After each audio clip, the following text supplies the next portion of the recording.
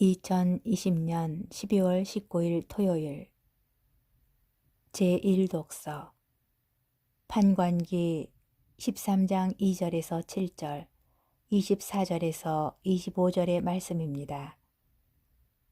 그 무렵 초루와 출신으로 단시족에 속한 사람이 하나 있었는데 그의 이름은 마노아였다. 그의 아내는 임신할 수 없는 몸이어서 자식을 낳지 못하였다. 그런데 주님의 천사가 그 여자에게 나타나서 말하였다. 보라, 너는 임신할 수 없는 몸이어서 자식을 낳지 못하였지만 이제 잉태하여 아들을 낳을 것이다. 그러니 앞으로 조심하여 포도주도 독주도 마시지 말고 부정한 것은 아무것도 먹지 마라. 내가 임신하여 아들을 낳을 것이기 때문이다. 그리고 아기의 머리에 면도칼을 대어서는 안 된다. 그 아이는 모태에서부터 이미 하느님께 바쳐진 나지르인이 될 것이다. 그가 이스라엘을 필리스티아인들의 손에서 구원해 내기 시작할 것이다. 그러자 그 여자가 남편에게 가서 말하였다. 하느님의 사람이 나에게 오셨는데 그 모습이 하느님 천사의 모습 같아서 너무나 두려웠습니다. 그래서 나는 그분이 어디에서 오셨는지 묻지도 못하였고 그분도 당신 이름을 알려주지 않으셨습니다. 그런데 그분이 나에게 보라, 너는 잉태하여 아들을 낳을 것이다.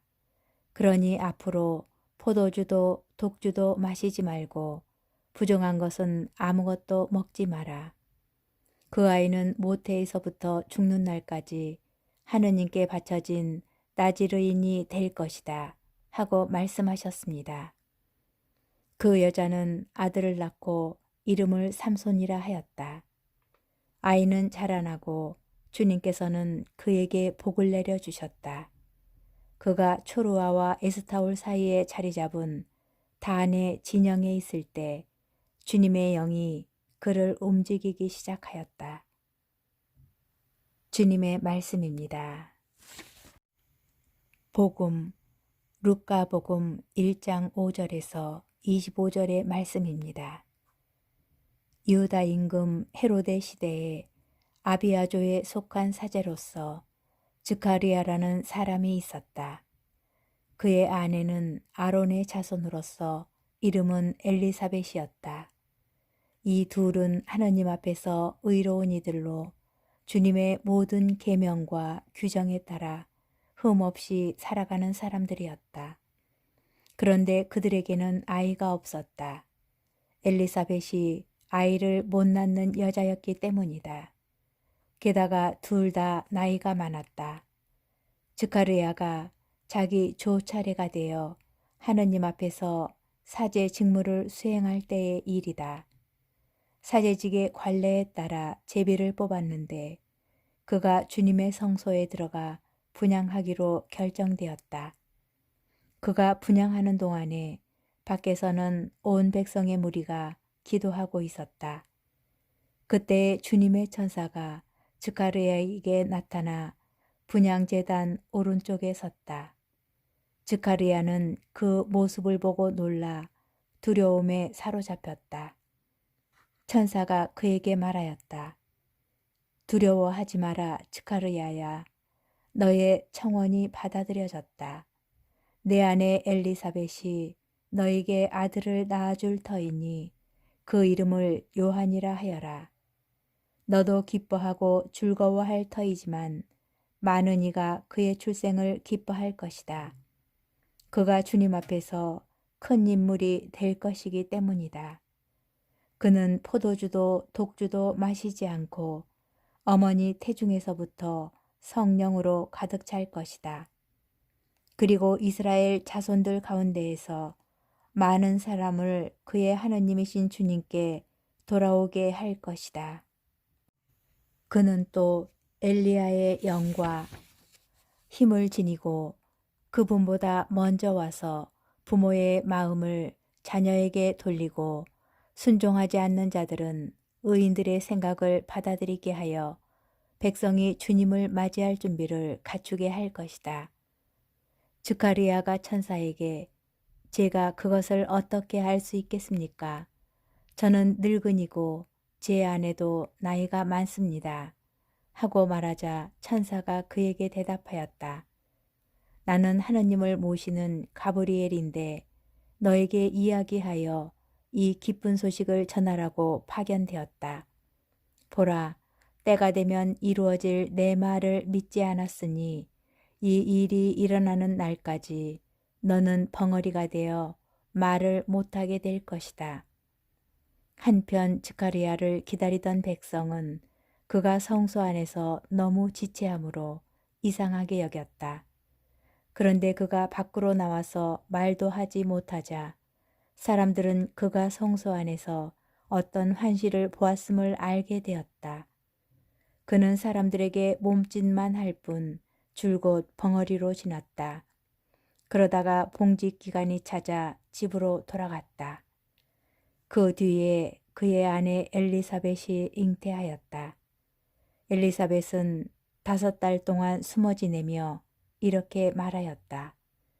내가 사람들 사이에서 겪어야 했던 치욕을 없애주시려고 주님께서 굽어보시어 나에게 이 일을 해주셨구나. 주님의 말씀입니다. 오늘의 묵상.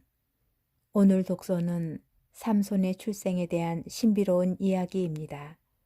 아이가 없던 마노아와 그의 아내는 하느님께 간절히 기도하여 아들 삼손을 얻습니다. 그러나 오늘 독서에는 하느님의 사람이 아내에게 전한 약속을 마노아가 어떻게 의심하다가 믿게 되었는지에 대한 부분이 생략되어 있습니다. 아내의 임신을 알게 된 마노아는 주님께 다시 기도드리며 하느님의 사람을 다시 보내주시기를 청합니다. 다시 온 그분이 주님의 천사인지도 모른 채 마노아는 그분의 이름을 묻습니다.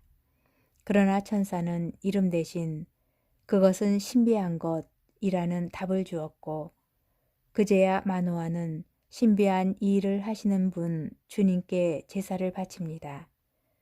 제단의 불길이 하늘로 타오르는 것을 보고서야 하느님을 믿게 된 마노아와 그의 아내 이야기는 자연스럽게 오늘 복음 속 스가랴의 의신과 연결됩니다.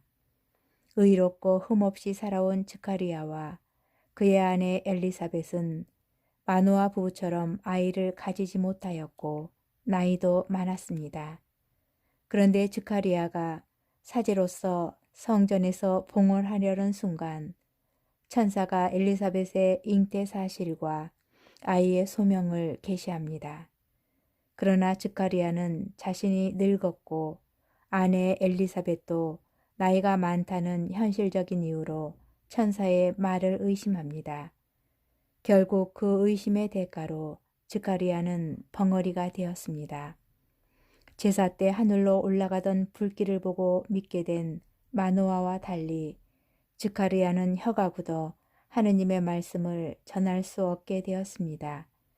신비한 이 일을 하시는 주님께서 말씀하실 때 사람은 잠잠히 있어야 한다는 것을 주님 탄생을 앞두고 배웁니다.